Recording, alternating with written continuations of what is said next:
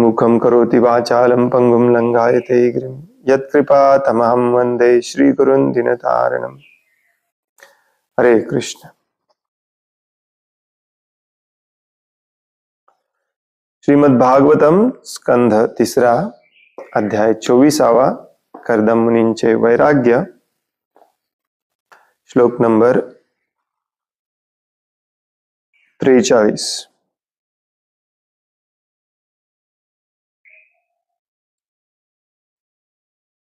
मनो ब्रह्मणि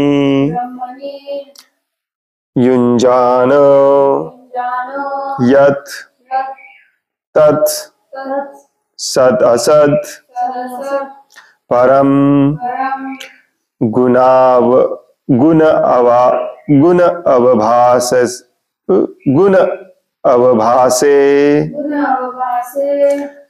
गुणावभासे विगुणे एक भक्त्या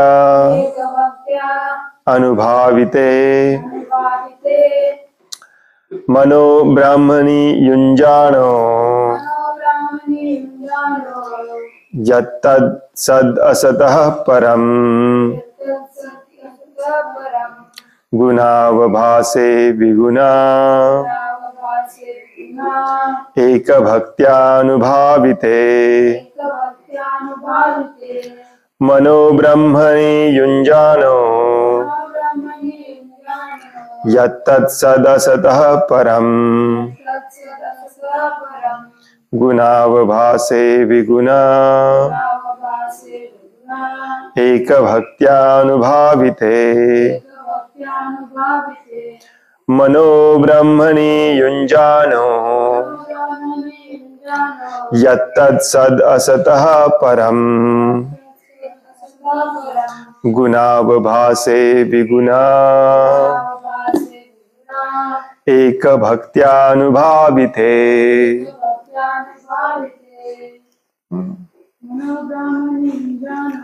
मनो ब्राह्मणि युञ्जानो यत्तत् सद् असतः परम्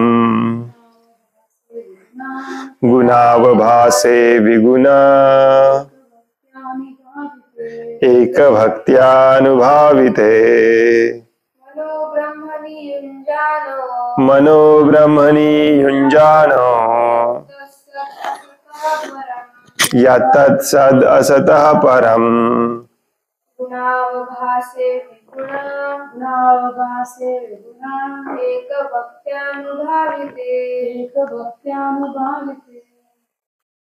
मनः मन ब्रह्मणि परब्रह्मावर युंजान स्थिर करून यत जे तत् ते सद असतः कार्य कारण परम पलीकडे गुण अवभासे जे तीन प्राकृतिक गुणांचा आविष्कार करतात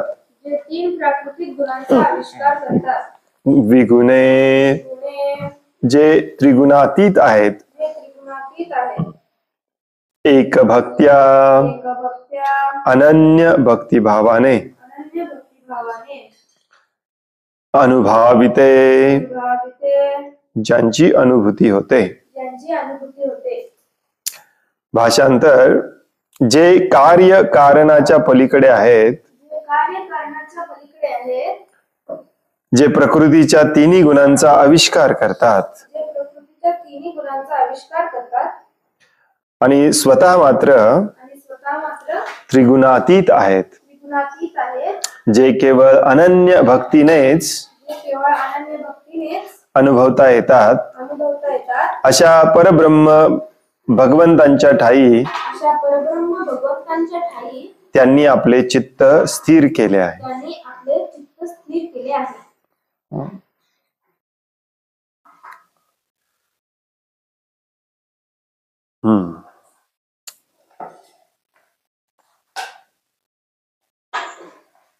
मैत्रेय ऋषी कर्दम मुनींची अवस्था सांगत आहेत, जे कार्य आणि कारणांच्या पलीकडे आहेत. त्यालाच म्हटलं जातं कॉज अँड इफेक्ट, सद असत, जे प्रकृतीच्या तिन्ही गुणांचा आविष्कार करतात, म्हणजेच त्यांना तिन्ही गुण समजतात आणि स्वतः मात्र त्रिगुणातीत आहेत, परंतु ते तिन्ही गुणांच्या प्रभावाखाली येत नाहीत. जे केवळ अनन्य भक्तिमय सेवेनेच अनुभवता येतात, अशा परब्रह्म भगवंतांच्या ठाई आपले चित्त स्थिर केलेले असतात. हे कर्दम मुनींसारख्या सर्वश्रेष्ठ मुनी वैराग्याचे लक्षण आहेत.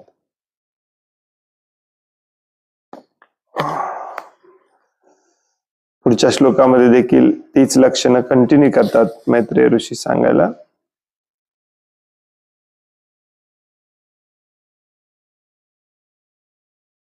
दोन्ही पण वाचूया आपण, छोटासा तात्पर्य आहे. पुढच्या श्लोकामध्ये ते म्हणतात, निरअहंकृतीर निर्ममश्च निर्द्वंद्व समद्रिक स्वद्रिक प्रत्यक प्रशांत धीरधरः प्रशांतोर मिरिवोदधी. भगवद्गीतेमध्ये बऱ्याचदा हे शब्द आपण वाचलेले आहेत. निरअहंकार, निर्मम, निर्द्वंद्व, सम्यक दृक्, स्वदृक्. अशा प्रकारे भौतिक तादात्म्याने येणाऱ्या मिथ्या अहंकाराचा त्यांच्यावर प्रभाव होईनासा झाला आणि ते भौतिक आसक्तीपासून मुक्त झाले. कोणत्याही गोष्टीमुळे विचलित न झालेले, प्रत्येकाविषयी समभाव ठेवणारे, द्वंद्वातून मुक्त झालेले असे ते आत्मदर्शनही करू शकले. त्यांचे मन अंतर्मुख आणि लाटांनी क्षुब्ध न झालेल्या सागराप्रमाणे पूर्णपणे शांत झाले होते. कर्दम मुनी.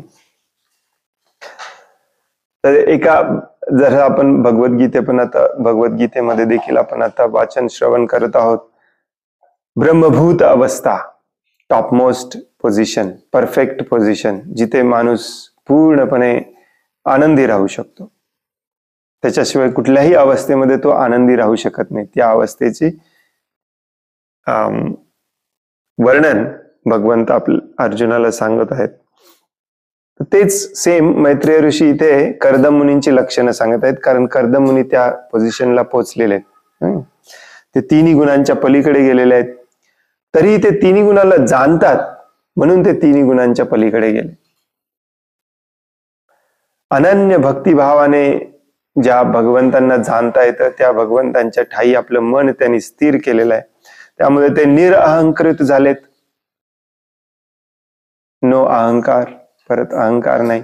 निर्मम झालेत, म्हणजे ममत्व, माझं, मी म्हणणे बंद केलेलं आहे. निर्द्वंद्व, सुख दुःख, जय पराजय, शुभ अशुभ या सगळ्या द्वंद्वातून ते मुक्त झाले. त्यांच्यासाठी असं काहीच राहिलेलं नाही. समद्रिक, दृक म्हणजे पाहणे, समान दृष्टीने सर्वांना पाहायला शिकलेले आहेत. समदृष्टीने पाहणारा. स्वदृक, स्वतःला पाहणारा. मी कोण आहे, खऱ्या अर्थाने मी कोण आहे, ही पाहण्याची जी अवस्था येते. अंतर्मुख होऊन प्रशांत धीर, शांत मन त्यांचं शांत झालेलं आहे. धीर म्हणजे संयम बाळगणारा, विचलित न होणारा. प्रशांत उर्मी, उर्मी म्हणजे लाटा. तर ही सगळी लक्षणं मैत्रेय ऋषी सांगत आहेत की कर्दम मुनी अशा प्रकारे भगवंतांची आज्ञा घेऊन, भगवंतांची परवानगी घेऊन पूर्णपणे भौतिक सुखदुःखातून, भौतिक आसक्तीतून मुक्त होऊन सगळीकडे भ्रमण करत होते, फक्त भगवंतांच्या चिंतनामध्ये, भगवंतांच्या सेवेमध्ये. या दोन्ही श्लोकाचे तात्पर्य वाचूया आपण. तात्पर्य श्रील प्रभुपादांद्वारे. भक्ती म्हटले की त्या ठिकाणी या तीन गोष्टी असल्याच पाहिजेत. कोणत्या तीन गोष्टी? भक्त, भक्तिमय सेवा आणि भगवान.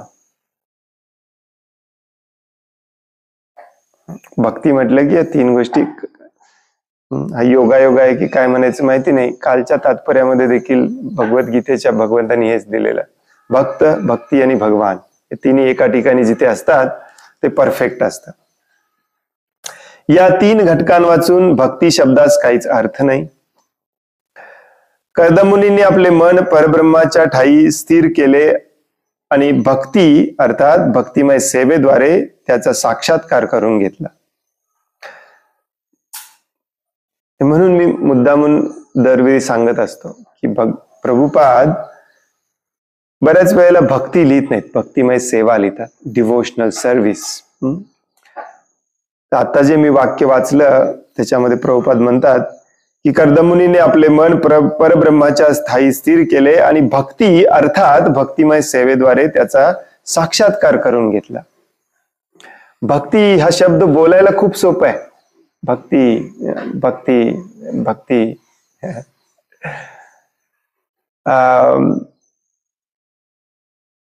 पीस, लव, पीस आपण असं करतो, लव, पीस. लोकांना फक्त हे स्टाईल मारायला करायचं आहे, पीस, विश्व शांतता. कुठे विश्व शांतता? कोण आणणार विश्व शांतता?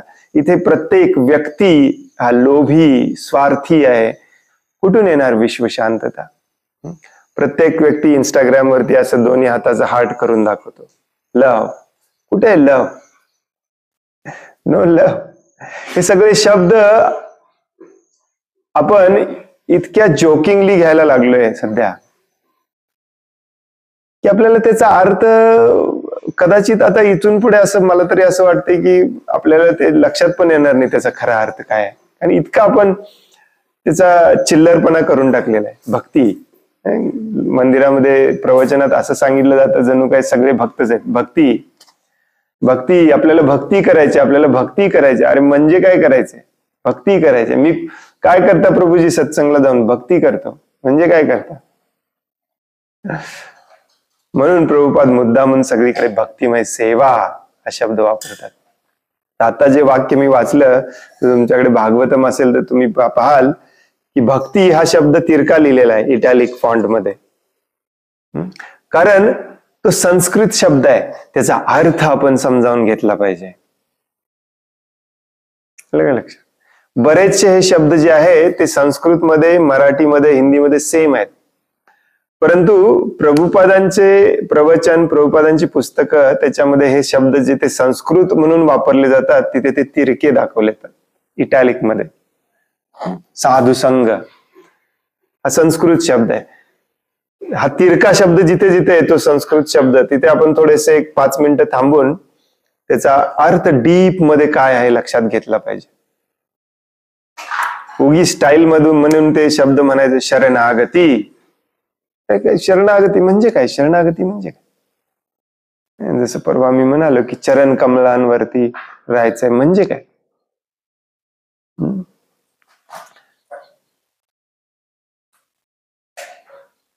म्हणून श्रील प्रभुपाद लिहितात की भक्ती म्हटलं की या 3 गोष्टी आल्या पाहिजेत. भक्त पाहिजे तिथे, त्याच्याशिवाय भक्ती होत नाही. भगवान पाहिजेत तिथे, त्याच्याशिवाय भक्ती होत नाही. तुम्ही भक्ती करता रोज, आहेत का भगवान तुमच्यासोबत?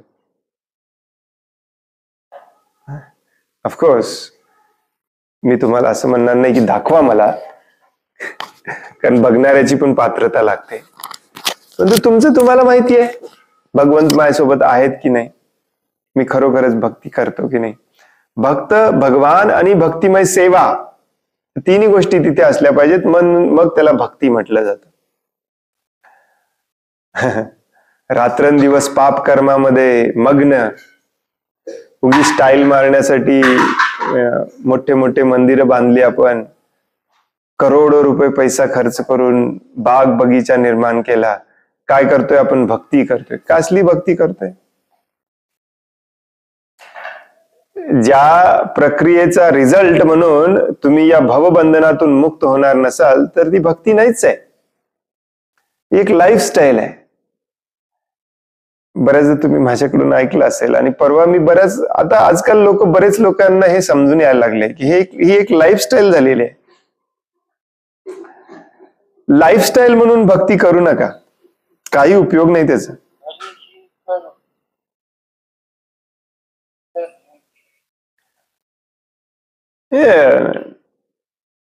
मला खूप छान वाटतं. हरे कृष्णा प्रभू, म्यूट करा. धोती नेसायला, हातात बीड बॅग, जपमालाची बॅग हातात धरून चार चौघात मिरवायला मला खूप छान वाटतं. मनामध्ये काय आहे आपल्या? भक्तिमय सेवा होती का आपल्याकडं? सेवेसाठी आपण पुढे जातो का? पूर्णपणे आपल्याला समर्पण करायचं आहे का? कर्दमुनींनी आपले मन परब्रह्माच्या स्थायी स्थिर केले आणि भक्ती म्हणजेच अर्थात भक्तिमय सेवेद्वारे त्याचा साक्षात्कार करून घेतला. त्यांनी आपले मन भगवंतांच्या साकार रूपावर स्थिर केले हे यावरून स्पष्ट होते. कारण परम सत्याच्या साकार रूपाचा साक्षात्कार असल्याविना भक्तीचे आचरण करता येत नाही. गुणावभासे ते त्रिगुणातीत आहेत, पण त्यांच्यामुळेच त्रिगुणांचा आविष्कार होतो. म्हणजे तिन्ही गुण समजून येतात, तिन्ही गुणांचा उत्पत्ती करता तेच आहेत. दुसऱ्या शब्दात भौतिक शक्ती जरी भगवंतांपासून निर्माण झालेली असली तरी त्रिगुणांनी आपण जसे प्रभावित होतो तसे ते प्रभावित होत नाहीत. आपण बद्ध जीवात आहोत, परंतु भौतिक शक्ती जरी त्यांच्यापासून उत्पन्न झालेली असली तरी ते तिच्या अधीन होत नाहीत. हा मुद्दा प्रभुपाद बऱ्याच ठिकाणी समजावून सांगतात आणि याचं कारण पण आहे. मी परवा पण तुम्हाला समजावून सांगितलं. सारखं भगवंत तीन गुण निर्माण करतात, परंतु ते तीन गुणांच्या अधीन कधीच नसतात. हे सारखं सांगायची आपल्याला काय गरज आहे? कारण आपल्याला वाटतं की भगवंत तीन गुणांच्या अधीन आहेत. जसं मी तीन गुणांच्या अधीन आहे तसं भगवंत पण असलेच पाहिजे. सारखं आपल्याला हे सांगितलं जातं की भगवंतांना आकार आहे, ते निर्विकार नाहीत, निर्विशेष नाहीत. आपल्यासारख्या भक्तांना, जे प्रभुपादांचे अनुयायी ऑलरेडी आहेत, भक्ती मार्ग स्वीकारलेले आहेत, त्यांना परत हे सांगायची काय गरज आहे की भगवंतांना आकार आहे, ते निर्विकार निराकार नाही आहेत? कारण डीप आतमध्ये कुठेतरी आपणही ते अजूनपर्यंत मान्य केलेलं नाहीये.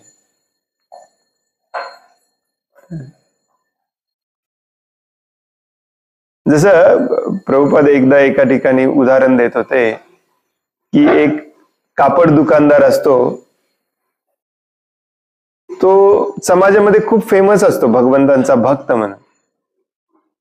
भगवंतांचा मी भक्त आहे, भगवंतांचा मी भक्त आहे, भगवंत सदैव माझ्यासोबत राहावेत अशी माझी इच्छा आहे. भगवंत एक दिवस प्रकट होतात. ते म्हणतात की तुझी इच्छा होती मी तुझ्याबरोबर सदैव राहावं म्हणून मी आलेलो आहे, बोल आता काय करायचं? माझा भक्त म्हणत नाही मी काय करू सांगा, म्हणत नाही. आणि भगवंत पण म्हणतात तू जे रोज करतो ते करत राहा, मी फक्त तुझ्या सोबत राहतो. 2-4 दिवसातच त्याला भगवंतांचा इतका वैताग येतो, कंटाळा येतो, तो आतल्या आत मनातल्या मनात विचार करायला लागतो, हे भगवंत साकार रूपामध्ये नव्हते, माझ्या डोक्यात एक कल्पना म्हणून होते, तेच बरं होतं. हे माझ्या बरोबर येऊन बसलेत, मला एक पण काम करायचं होईना. दुकानात गेलं, कस्टमर आले, त्यांना सांगायचं म्हटलं, चुकीचं काहीतरी खोटं बोलायचं म्हटलं, माझ्या शेजारी भगवंत बसले, खोटं कसं बोलायचं? रस्त्यात कोणाला तरी स्वार्थीपणाने आपण त्याचं काही हिसकावून घेतलं, त्याला मागे पाडायचा प्रयत्न केला, लगेच भगवंत माझ्या शेजारी बसलेत, माझ्याकडे बघा लागलेत. त्याला हळूहळू लक्षात यायला लागलं की भगवंत जोपर्यंत साकार रूपामध्ये माझ्या सोबत नव्हते तोपर्यंत मी फक्त भगवंतांना स्टाईल म्हणून, एक फॅशन म्हणूनच मानत होतो. ऍक्च्युअली भगवंतांना मानतच नव्हतो, कारण सगळ्या प्रकारची पाप कर्म करत होतो. याचाच अर्थ काय? आपल्याला देखील हे पुन्हा पुन्हा प्रभुपादांनी आपल्यासाठी पण सांगितलंय की भगवंत हे साकार रूपामध्ये आहेत, हे जोपर्यंत तुम्ही मान्य करत नाही तोपर्यंत तुम्ही शुद्ध भक्त होत नाही. आता तुम्ही मान्य करता, परंतु ते फक्त विग्रह रूपामध्ये मंदिरामध्ये आहेत, मी जातो मंदिरामध्ये, माझं डोकं टेकवतो, दंडवत प्रणाम करतो, थोडंफार अर्पण करतो हुंडा पेटीमध्ये, नंतर मला माझ्यासोबत भगवंत नको, कारण मला जी कामं करायची आहेत ती होणारच नाहीत भगवंत माझ्यासोबत असले. या लेवललाच आहे आपण, नाहीतर काय आहे, हो की नाही? खरोखर स्वतःला विचारून बघा, या लेवललाच आहे आपण ऍक्च्युली, खऱ्या अर्थाने बघायला गेलं. आणि म्हणून हे प्रभुपादांचे हे जे तात्पर्य आहे, जे आपल्यासाठी पण आहेत, असं नाही आहे की ते फक्त निर्विशेषवादी निराकारवादी लोकांसाठी आहेत. तसं बघायला गेलं तर आपण पण निर्विशेषवादीच आहोत, निराकारवादीच आहोत. आपण कुठे मान्य केलंय भगवंतांना? आदव श्रद्धा आहे ना.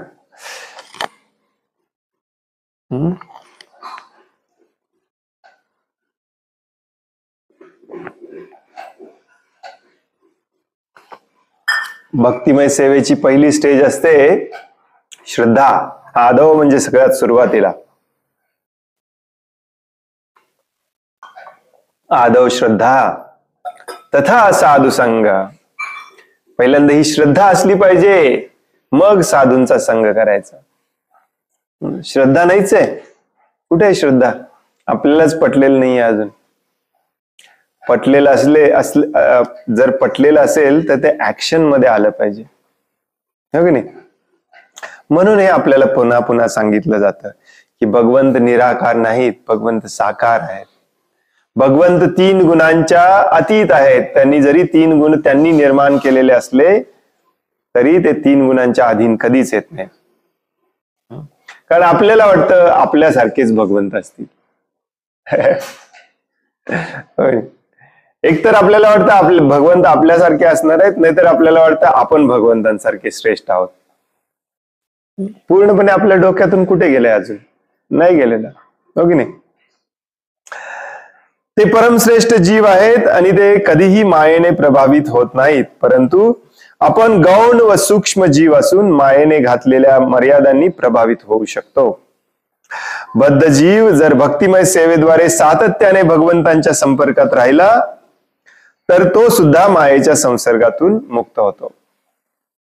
सातत्याने, सदैव, सततम, हे शब्द पुन्हा पुन्हा पुन्हा पुन्हा आपल्या कानावर भिनले पाहिजेत. सततम, सदैव, सातत्याने. याचे अनुमोदन भगवद्गीतेतही करण्यात आले आहे. सगुणान समतीत्यैतान ब्रह्मभूयाय कल्पते. प्रभुपादांनी हे लिहिलंय, मला माहिती नव्हतं बरं का.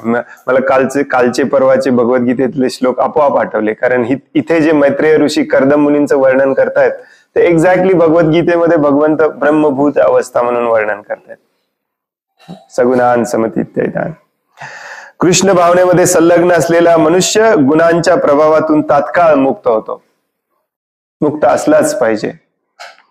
दुसऱ्या शब्दात बद्ध जीवाने भक्तिमय सेवेचे आचरण करू लागताच तो सुद्धा भगवंतांप्रमाणेच मुक्त होतो. Very interesting actually. हे काल पण मी थोडंफार याच्यावरती चर्चा केली, तुम्हाला आठवतंय का बघा. प्रेम हे तेव्हाच सुरू होतं जेव्हा आपण करायला लागतो, आणि हे अत्यंत कठीण काम आहे.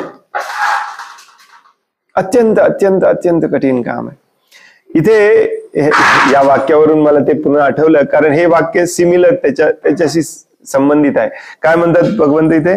बद्ध जीवाने भक्तिमय सेवेचे आचरण करू लागताच तो सुद्धा भगवंतांप्रमाणेच मुक्त होतोय. Contradictory statement actually.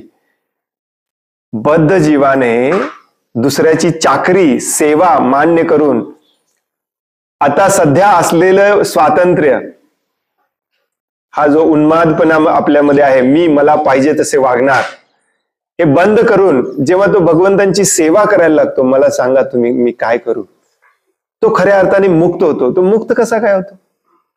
स्वतंत्र होतो, इंडिपेंडेंट होतो, खऱ्या अर्थाने मुक्त होतो, कुठल्याही बंधनात राहत नाही. जेव्हा तो पूर्णपणे भगवंतांना समर्पण करून भगवंतांची सेवा करायला लागतो. हे जरा विचित्र वाटतं ऐकायला, हो की नाही? इथे आपली धडपड चालू आहे की मला कुणाच्याही बंधनात राहायचं नाही, मला कुणाचीही सेवा करायची नाही, मला कुणाचेही आदेश पाळायचे नाहीत, मला कुणी काही सांगू नका, मला जसं पाहिजे तसं मला वागता आलं पाहिजे. बरोबर आहे ना? आणि शास्त्र सांगतं जेव्हा तुम्ही पूर्णपणे शरण जाता, पूर्णपणे भगवंतांचे सेवक होता, वाव, सेवक हा कधी स्वतंत्र असतो का? मुक्त असतो का? तो मालकाच्या बंधनामध्ये असतो. सेवकचा अर्थ काय? मालक सांगेल तसं करणे.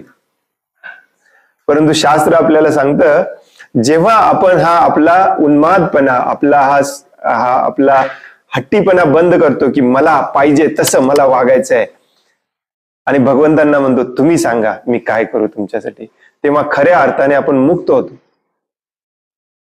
वाव, हीच मुक्त अवस्था असते, हीच प्रेमाची परमोच्च टॉपमोस्ट स्टेज असते की मी काय करू, प्रेम कसं करू. प्रेम हे घेण्याची गोष्ट नाहीच आहे, फक्त देण्याचीच गोष्ट आहे. हे ज्याला कळतं तो खऱ्या अर्थाने सुखी राहतो, त्याच्यातच खऱ्या अर्थाने आनंद असतो, आणि हा आनंदच आपल्याला खऱ्या अर्थाने कायमच सुखी ठेवू शकतो. म्हणून भगवंतांनी हे लॉजिक सांगितलेलं आहे, आणि याचा अनुभव घ्यायचं काही कठीण नाही आहे. ऍक्च्युली या भौतिक जगामध्ये स्वतःला शरीर समजून आपण जेव्हा शरीराच्या सुखासाठी रात्रंदिवस धडपडत असतो, मनाच्या सुखासाठी जेव्हा रात्रंदिवस धडपडत असतो, शरीराचं सुख म्हणजे काय? शरीराचं सुख, खाणं पिणं, गाडी बंगला, कपडा लत्ता, शारीरिक सुख. आणि मनाचं सुख म्हणजे काय? ममत्व, मान अपमान, अहंकार, मीपणा, या सगळ्या गोष्टींसाठी आपण रात्रंदिवस धडपडतोय, हो की नाही? आणि आपल्याला असं वाटतं की जेव्हा सगळे लोक मला हे सगळं देतील तेव्हाच मी खुश होईन, तेव्हाच मी आनंदी होईन. परंतु प्रॉब्लेम, हे कन्सेप्ट काही चुकीचं नाही आहे, आणि आपल्याला पण वाटतं हे कन्सेप्ट काही चुकीचं नाही, हो की नाही? याच्यात काहीच चुकीचं नाही आहे, प्रत्येकाला पाहिजेच. प्रॉब्लेम असा आहे, कुठेही भौतिक जगात असो आध्यात्मिक जगात असो, प्रत्येकाची हीच इच्छा आहे, मग ते कसं शक्य होणार? बरोबर आहे ना? तुम्ही फेसबुक वरती जावा, व्हॉट्सअप वरती जावा, युट्यूब वरती जावा, प्रत्येकाला लाईक्स पाहिजेत, प्रत्येकाला फॉलोअर्स पाहिजेत. प्रत्येकाची इच्छा आहे की सगळ्या जगाने मला लाईक करावं. परंतु याच्यात प्रॉब्लेम आहे, हा शब्द प्रत्येकाने, याची पण इच्छा तीच आहे, तिची. मग याचा अर्थ काय? सगळ्यांनी सगळ्यांना लाईक केलं पाहिजे. याचा अर्थ तुम्हाला देखील दुसऱ्या सगळ्यांना लाईक करता आलं पाहिजे, एका दुसऱ्याला नाही, सगळ्यांना. तेव्हाच सगळे तुम्हाला लाईक करतील. आणि यालाच म्युच्युअल लव्ह म्हटलेलं आहे, आणि यालाच प्रेम म्हटलेलं आहे. आणि हे जोपर्यंत आपल्या लक्षात येत नाही की मला पूर्णपणे दिलंच पाहिजे, मग मला सगळं मिळतं. थोडस जरी मी राखून ठेवलं तरी मला सगळं मिळत नाही. आणि या एका चुकीच्या कल्पनेमुळे आपण इथे दुःख भोगत आहोत या भौतिक जगामध्ये. या एका चुकीच्या कल्पनेमुळे आपण बद्ध जीव झालेलो आहोत. प्रभुपाद इथे म्हणतात, बद्ध जीवाने भक्तिमय सेवेचे आचरण करू लागताच तो सुद्धा भगवंतांप्रमाणे मुक्त होतो. जोपर्यंत आपण या भक्तिमय सेवेमध्ये पूर्णपणे समर्पण करून येत नाही, तोपर्यंत आपल्याला शास्त्र म्हणतं आपण कोण आहोत? बद्ध जीव, बांधलेले जीव, अडकलेले जीव. खऱ्या अर्थाने आपण मुक्त होत नाही. आणि ही जी इच्छा आहे की सगळ्यांनी माझं ऐकावं, सगळ्यांनी माझ्यासाठी काम करावं, सगळ्यांनी मला द्यावं, हे आपल्याला कायमचं अजून जास्त बांधून ठेवतं, अजून जास्त बांधून ठेवतं, अजून जास्त बांधून ठेवतं. बांधून ठेवणेच म्हणजेच दुःखाची अवस्था, क्लेशाची अवस्था. तिथे सुख नाहीच, त्यालाच बांधून ठेवणे म्हणतात. आणि प्रत्येक जीव या जगामध्ये धडपडतोय मुक्त होण्यासाठी. सगळ्यांना मुक्त व्हायचंय. कोणाला नकोय सांगा मुक्ती, स्वातंत्र्य, इंडिपेंडन्स? कोणाला नकोय? कोणाला नकोय असं जीवन जिथे तुमच्यावरती काही बंधनच नाही, काही करू शकता तुम्ही. सगळ्यांना पाहिजे, त्याच्यासाठीच प्रत्येक जण धडपडतोय की नाही. आणि ते जीवन तुम्ही प्राप्त करू शकता जेव्हा तुम्ही पूर्णपणे भगवंतांना शरण जाता. हे ऐकायला थोडस विचित्र वाटतं, कॉन्ट्राडिक्टरी वाटतं, विरोधाभास वाटतो याच्यामध्ये, परंतु तेच सत्य आहे. कारण जेव्हा आपण भगवंतांना पूर्णपणे शरण जातो तेव्हा भगवंत तुम्हाला सेवक म्हणून स्वीकार करत नाही. तुमचा फक्त हा भाव शुद्ध असला पाहिजे. तुमचा स्वीकार ते करतात भगवंतांप्रमाणेच, ते देखील तुमच्यावरती तेवढंच प्रेम करतात आणि त्या प्रेमात खरा आनंद आहे. परंतु भगवंतांचं प्रेम असं आहे जे पूर्णपणे तुम्ही शुद्ध झाल्याशिवाय ते तुम्हाला कळतच नाही. ते आताही करतात. नाही, असं भगवंत असं म्हणत नाहीत की तू मला शरण आला नाहीस मी तुझ्यावर प्रेम करणार नाही. मग भगवंत शुद्ध कसे असतील, पवित्र कसे राहणार? भगवंतांची ही क्वालिटी आहे, ते सगळ्यांवरती सदैव प्रेम करतात. तसं आपण करायला शिकलं की खऱ्या अर्थाने आपण मुक्त होतो, खऱ्या अर्थाने आपण पूर्णपणे आनंदी होतो. सो इम्पॉर्टंट, हो की नाही? आणि हीच ब्रह्मभूत अवस्था आहे जी कर्दम मुनींनी प्राप्त केली. त्याची थोडी लक्षणं आपल्याला मैत्रेय ऋषी पुढच्या श्लोकांमध्ये सांगतात. काय सांगतात? निरअहंकार निरंकार कृतीर निर्ममश्च निर्द्वंद्व समद्रिक स्वद्रिक प्रत्यक्ष प्रशांत धीरधरा. बघा तुम्ही, नॉर्मल जीवनामध्ये देखील असा व्यक्तीच सुखी असतो ज्याचा अहंकार गेलाय, ज्याचा मीपणा गेलाय, ज्याच्या आयुष्यातलं द्वंद्व गेलंय, त्याला शुभ अशुभ काही फरक पडत नाही. समद्रिक, सगळ्यांवरती समान प्रेम करतो. स्वद्रिक, स्वतःला त्याने जाणलेला आहे. प्रत्यक्ष प्रशांत धीरधरा, शांत आहे, धीर आहे, संयम बाळगणारा आहे. तोच व्यक्ती आनंदी होऊ शकतो. मैत्रेय ऋषी कर्दम मुनींची ही लक्षणं सांगतात. असं नाही की कर्दम मुनी त्या दिवशी तसे झाले, पहिल्यापासूनच होते, परंतु भगवंतांना पाहिल्यानंतर, भगवंतांकडून आज्ञा घेतल्यानंतर अजूनच जास्त झाले. हरी बोल. Switch that of. तात्पर्य, छोटासा तात्पर्य दिलाय. प्रभुपाद म्हणतात, मनुष्याचे मन पूर्णपणे कृष्ण भावनावेदित असते आणि तो भगवंतांची सर्वतोभावे भक्तिमय सेवा करतो. तेव्हा तो लाटांनी प्रक्षुब्ध न होणाऱ्या सागराप्रमाणेच असतो. हेच उदाहरण भगवद्गीतेतही सांगण्यात आले आहे. मनुष्याने सागराप्रमाणे असावे. म्हणून मी मगाशी योगायोग म्हटलं, परवाच आपण वाचलं की नाही.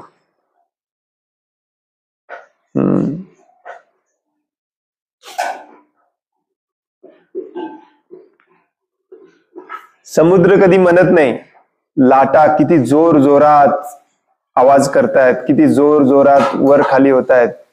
समुद्र कधी विचलित होत नाही, तो शांतच असतो.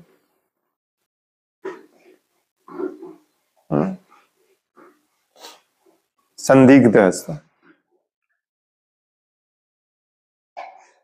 सहस्रो नद्यांचे पाणी सागराला मिळत असते. सागरातील बऱ्याच पाण्याचे बाष्पीभवन होऊन ढग तयार होत असतात आणि तरीही तो आहे तसाच अविचलित राहतो. पाणी येतंय, पाणी जातंय, सुख येतंय, दुःख येतंय, म्हणजे सुख जातंय, शुभ आहे अशुभ आहे, कुठल्याही द्वंद्वामध्ये तो कधीच अडकत नाही. असा असतो भक्त. प्राकृतिक नियम आपले कार्य करणारच, परंतु मनुष्य जर भगवंतांच्या चरण कमलांची भक्तिभावाने दृढपणे सेवा करीत असेल तर तो कधीच विचलित होणार नाही. जरी शुद्ध भक्त झालो आपण तरी या भौतिक जगामध्ये दुःख नाही असं नाही आहे. लक्षात घ्या. बऱ्याच जणांची अशी अपेक्षा असते की ज्या दिवशी आपण शुद्ध भक्त होऊ त्या दिवशी सगळं काही हिरवगार, सगळं काही, कुठेही दुःख नाही, मृत्यू नाही, काय ते भगवत धामात. परंतु भगवत धामात जाईपर्यंत इथे आपल्या मनाची अवस्था अशी झाली पाहिजे की या जगातलं कुठलंही सुख दुःख मान अपमान शरीराच्या व्याधी कशानेही विचलित झालं नसलं पाहिजे आपण. कारण ते सगळं इथे आहे, शरीराला आहे, आत्म्याला नाही. ही शक्ती आहे, भक्तीमधली ही शक्ती आहे.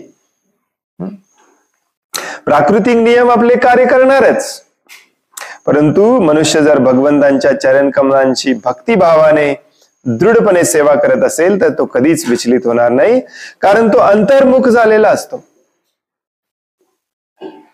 मी आणि भगवान, मी हे शरीर नाहीच आहे, होऊ दे काय या शरीराला व्हायचं ते. तो बाहेरच्या भौतिक प्रकृतीकडे पाहतच नाही, तर आपल्या अस्तित्वाच्या आध्यात्मिक स्वरूपाकडे पाहतो. धीर चित्ताने तो केवळ भगवंतांची सेवा करण्यातच निमग्न होतो. धीर म्हणजे संयमित. संयम, सहनशीलता का गरजेची असते? कारण या भौतिक जगामध्ये असं नाही आहे की तुम्ही शुद्ध भक्त झाला आणि महापूर आलाय आणि ते महापुराचं पाणी म्हणणार हा शुद्ध भक्त आहे, याच्या घरात जायला नको. असं होणारच नाही. भौतिक जग आहे, भौतिक जगाचे नियम काम करणार. तुम्हाला विचलित व्हायचं नाहीये. तुम्ही ज्ञानी झालाय आता. तुम्हाला आता ज्ञान मिळालेलं आहे की हे भौतिक जगाचं लक्षण आहे, मला याच्याशी काही देणं घेणं नाही, मला विचलित होऊन काही फरक पडणार नाही. मला भगवंतांची सेवा कुठल्याही परिस्थितीमध्ये, कुठल्याही अवस्थेमध्ये करायची आहे आणि इथून बाहेर पडायचं आहे, बस. त्यासाठी धीर असणे खूप गरजेचं आहे. अशा रीतीने जड पदार्थाशी मिथ्या तादात्म्य न करता खोटी ओळख, तादात्म्य म्हणजे आयडेंटिटी, खोटी ओळख, मी, माझं, हे सगळं न करता आणि भौतिक संपत्तीवर आसक्ती न ठेवता त्याला आपल्या आत्मस्वरूपाचा साक्षात्कार होतो. अशा दर्जाच्या महान भक्ताला इतरांचा कधीही त्रास होत नाही. अशा दर्जाच्या महान भक्ताला इतरांचा कधीही त्रास होत नाही, त्यांनी त्रास दिला तरी. कारण तो प्रत्येकाला आध्यात्मिक ज्ञानाच्या स्तरावरून पाहत असतो, प्रत्येकाला समान पाहत असतो. तो स्वतःला तसेच इतरांनाही योग्य दृष्टीने पाहतो, योग्य दृष्टीने पाहतो. हे परत हा मुद्दा आला, परवा आपण चर्चा करत होतो की समभाव. समभाव असं नाही आहे की तुम्ही भक्तिमय सेवा करायला लागला आणि ऑल ऑफ अ सडन सगळे तुमच्याशी चांगले वागायला लागतील. दुःख बंद होईल, आजूबाजूचे तुमचे सगळे आपोआप भक्त होतील, चांगले वागायला लागतील, तुमच्या डोळ्यासमोर देखील काही वाईट गोष्टी दिसणार नाहीत. हे भौतिक जगाचं लक्षण आहे. इथे हे सगळं दिसणारच दिसणार, तुम्ही त्याला थांबवू शकत नाही, नो डाऊट. मग एखादा व्यक्ती विचार करतो की मग भक्तिमय सेवा करायची कशाला, असा जर विचार आपल्या मनात येत असेल तर तुम्ही लक्षात घ्या की तुम्हाला अजून भक्ती कळालेलीच नाहीये. अजून तुम्हाला या भौतिक जगात राहावंसं वाटतंय, हे भौतिक जगत सुंदर करावंसं वाटतंय. हे भौतिक जग सोडायची तुमची इच्छाच नाही झालेली अजून, हो की नाही?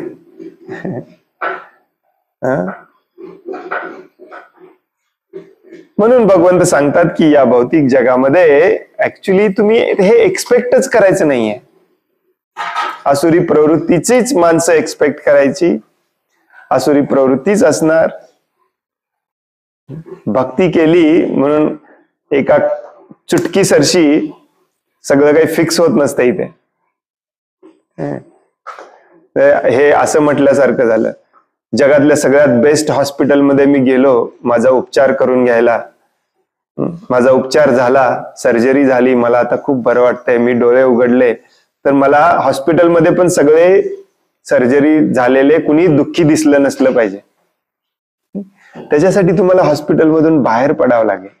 जोपर्यंत हॉस्पिटलमध्ये आहात तोपर्यंत तुम्हाला सगळे रोगीच भेटणार तिथे.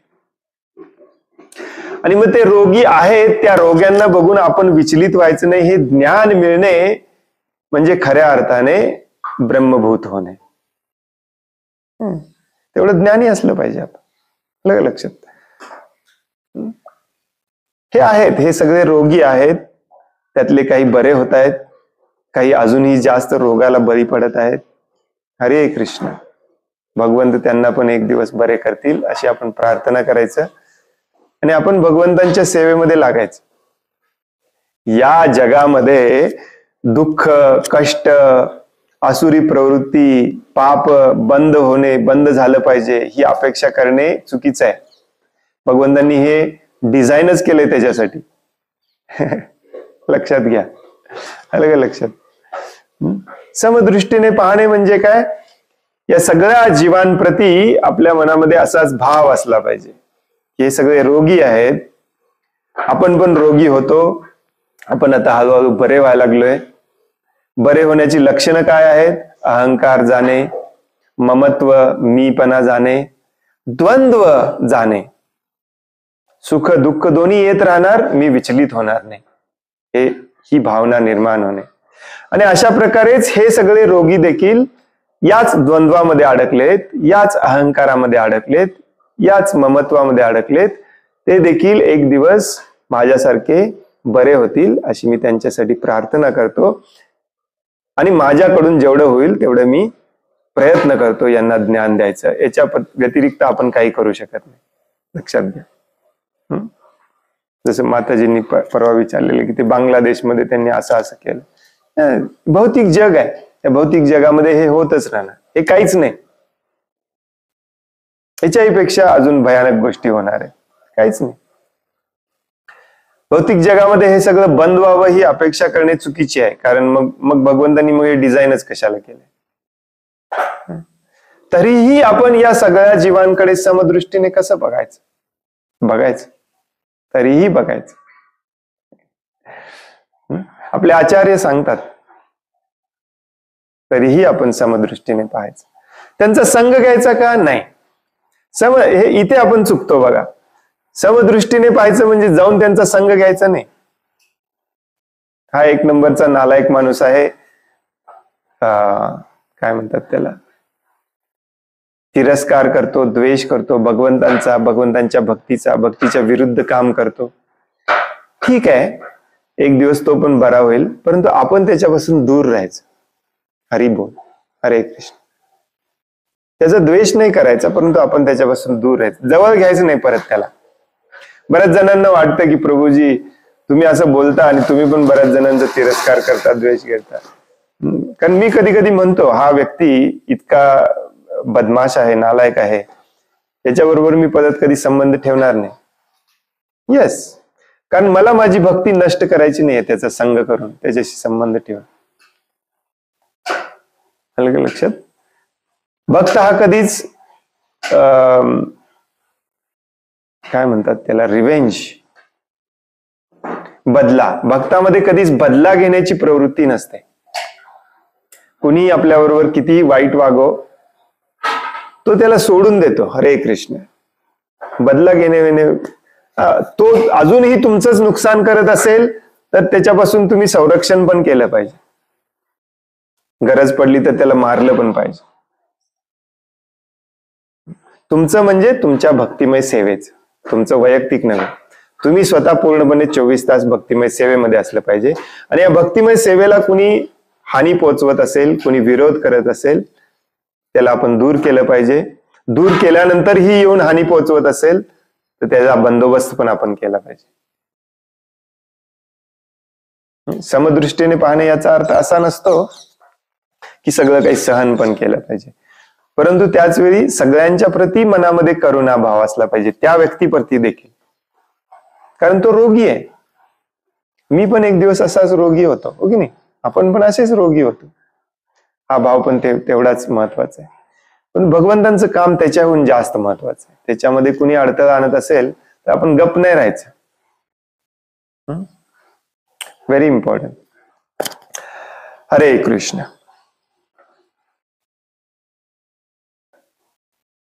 हा अध्याय संपतच नाही. आतुरता लागलेली आहे पुढच्या अध्यायाची. कपिल देव कधी बोलायला सुरुवात करतील असं वाटतं. संपला, अजून 2 दिवस आहे. 1 दिवस, उद्या संपूया वाटल्यास. हरे कृष्ण. कोणाला काही प्रश्न आहे, काही सांगायचं आहे?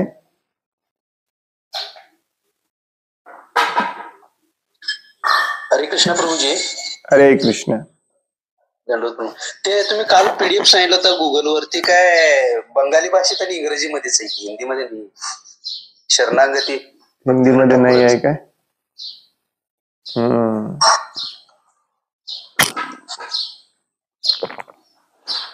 मग अवघड आहे.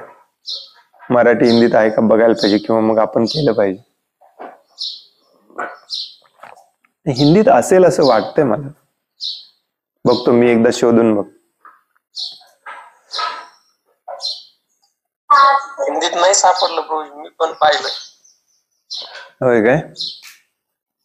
हो. आपल्याला एक सेवा मिळाली मग, हिंदीत करायची, मराठीत करायची.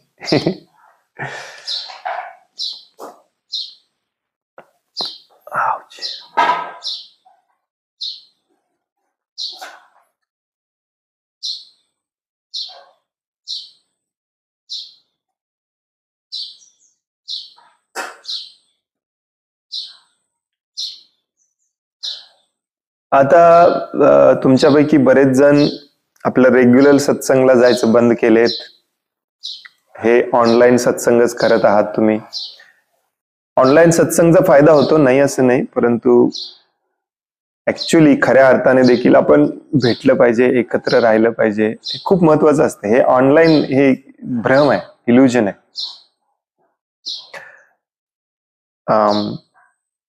आणि ही जी गोष्ट आहे ती सेवेतून होते.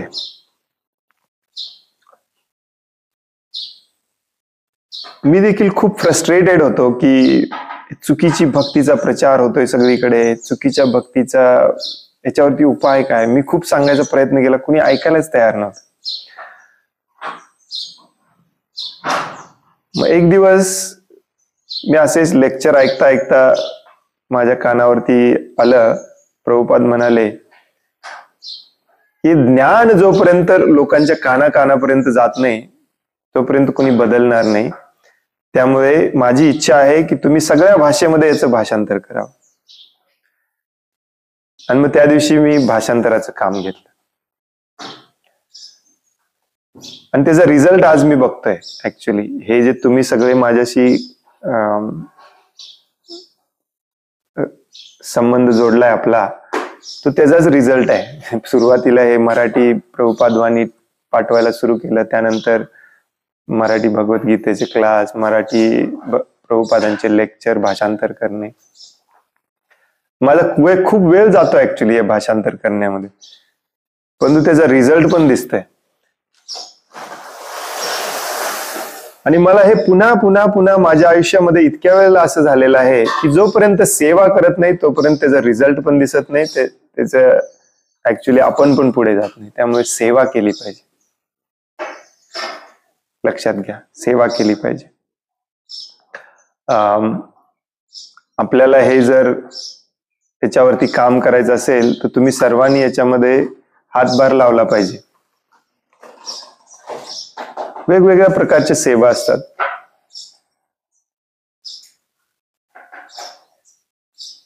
बऱ्याचदा मी असं म्हणतो की या पुढे या, सेवा करूया आपण, परंतु बऱ्याच लोकांना इच्छाच नसते.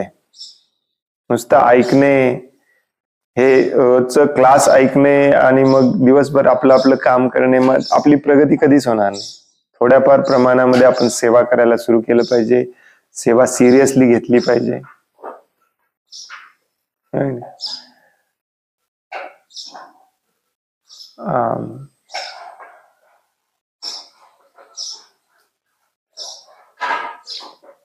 कोणाचं त्याच्याने भलं हो न हो,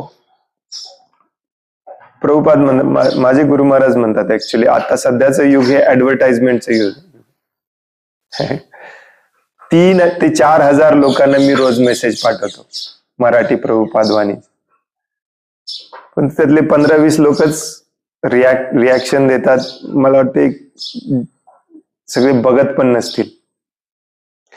पण काही का होईना, जेव्हा आपण 1000 पॅम्पलेट देतो त्यातलं एखादं आपलं प्रॉडक्ट विकत घेतो. हे कलियुगाचं मार्केटिंग आहे. त्यामुळे आपण हे करत राहिलं पाहिजे. हे भाषांतर करणे खूप गरजेचं आहे. हे शरणागती जे आहे आता इंग्लिशमध्ये आहे, बंगालीमधनं इंग्लिशमध्ये कोणीतरी केलेलं आहे, चांगली गोष्ट. आता इंग्लिशमधून मराठीमध्ये, हिंदीमध्ये आपण केलं पाहिजे.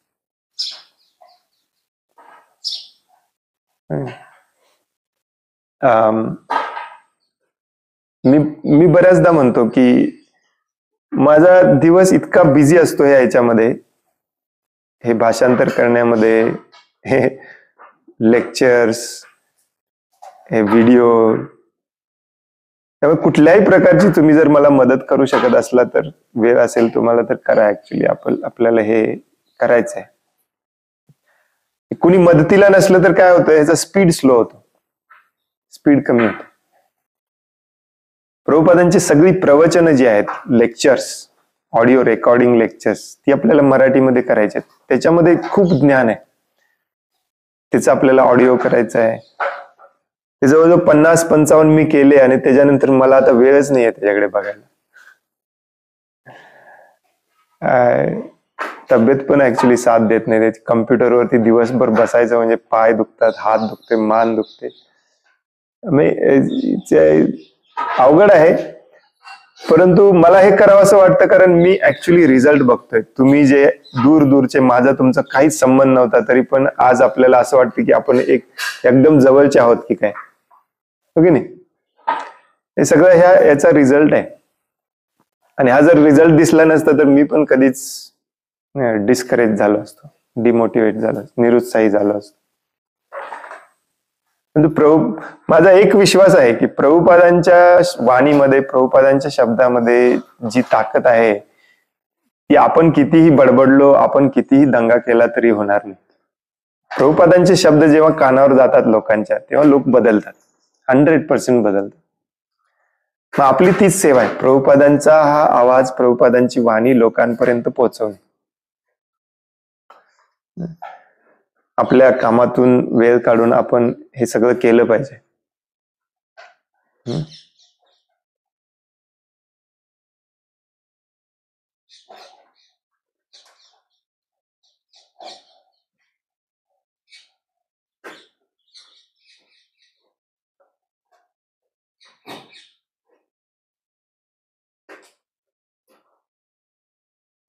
आणखीन कोणाला काही प्रश्न आहे, काही सांगायचं आहे?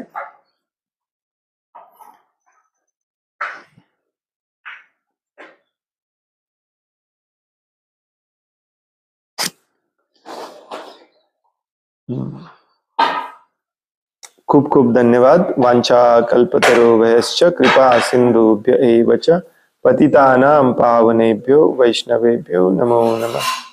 अनंत कोटि वैष्णव वृंद की जय. वैष्णव ठाकुर शिल प्रभुपाद की जय. ग्रंथराज श्रीमद् भागवतम की जय. हरे कृष्णा. धन्यवाद.